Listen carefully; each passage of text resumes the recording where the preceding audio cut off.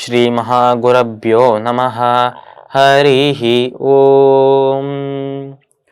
சதாசிவசமாரம்பாம் சங்கராச்சாரிய மத்யமாம் அஸ்மதாச்சாரிய பர்யந்தாம் வந்தே குரு பரம்பராம். GeM TV நண்பர்களுக்கு எனது வணக்கங்கள். இன்றைய நாள் அனைவருக்கும் இனிய நாளாக அமைய எல்லாம் வல்ல இறைவனை வேண்டி இன்றைய மதமும் நம் மதமே நிகழ்ச்சிக்கு செல்வோம். இன்னைக்கு நம்ம ஆதித்ய ஹிருதய ஸ்தோத்திரத்திலிருந்து ஒரு ஸ்லோகத்தை அர்த்தத்தோட பார்த்துட்டு நேற்றைய தினத்தின் நீதி கதையின் தொடர்ச்சியை காணலாம். தப்தசாமி கராபாய வக்னயே விஸ்வகர்மனே நமஸ்தமோ பினிக்னாய ருச்சயே லோகசாட்சினே. இந்த ஸ்லோகத்திற்குண்டான விளக்கம்.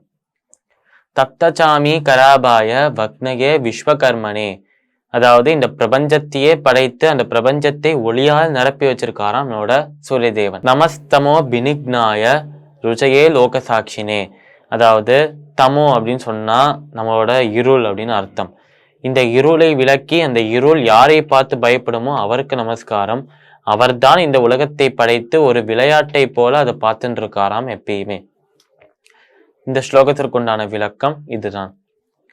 இப்ப நம்ம நேற்றைய தினத்தின் நீதி கதையின் தொடர்ச்சியை காணலாம். இந்த மாதிரி ராமருக்கு பட்டாபிஷேகம் ஆனதுக்கு அப்புறம் ஒரு நாள் ராமர் கவனிக்காத நேரத்துல 4 நபர்கள் ஒரு மீட்டிங் மாதிரி போடுறாளாம். இந்த 4 நபர்கள் இந்த மீட்டிங் மாதிரி போடும்போது அதுல 3 பேர் ஆண்களாம், ஒரே ஒரு பெண் மட்டும் இருந்தாலாம். அந்த ஒரு பெண் தான் நம்ம சீதை. மீதி 3 பேர் நம்மளோட ராமரோட சகோதரர்களான லக்ஷ்மணன், சத்ருக்னன் மற்றும் பரதன்.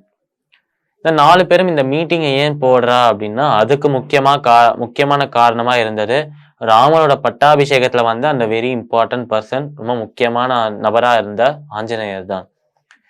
இவாளுக்கு என்ன, இந்த 3 பேருக்கும் இந்த 4 பேரும் ஏன் அவரை பத்தி ஒரு மீட்டிங் போடணும் அப்படின்னா, இப்போ கொஞ்சம் சமீப காலத்துல ரீசெண்டா நிறைய தொண்டுகள் செய்து நிறைய சேவைகள் செய்து ராமர் ஆஞ்சநேயரா அவளோட ரொம்ப நல்லா கவனிக்க ஆரம்பிக்கிறார். இது இவா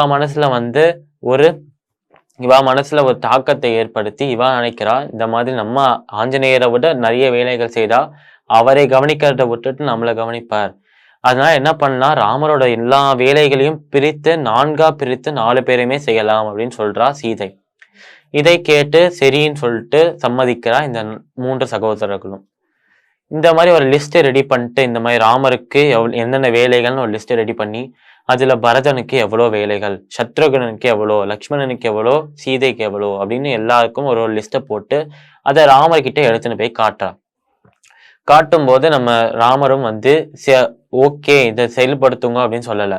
ஆனா ஒரு புன்னகையை சொல்றானா, அந்த புன்னகையே வார்த்தையோட அதிகம் அப்படின்னு சொல்லிட்டு ஒத்துக்கிட்டார் அப்படின்னு சந்தோஷத்துல காலம் 4 பேருமே. அதே சமயத்துல அங்க ஆஞ்சநேயரும் இருக்கார். அவர் யோசிக்கிறார், இவா நம்மளுக்கு எதிர்க்க ஏதோ ஒன்று பண்ண ஆரம்பிக்கிறா, நம்ம தான் இவரோட சிறந்த அடியவர் அப்படின்னு நம்ம நினைச்சிட்டு இருக்கோம். ஆனா அந்த இடத்த இவன் 4 பேரும் பிடிக்க வராளே அப்படின்னு சொல்லிட்டு அந்த லிஸ்ட்டை அவ கையில இருந்து வாங்குறாராம் நம்மளோட ஆஞ்சநேயர். இதுக்கப்புறம் கதையில மேலும் என்ன நடக்கிறது நாளை தினம் பார்க்கலாம். மீண்டும் நாளை சந்திப்போம். நன்றி, வணக்கம்.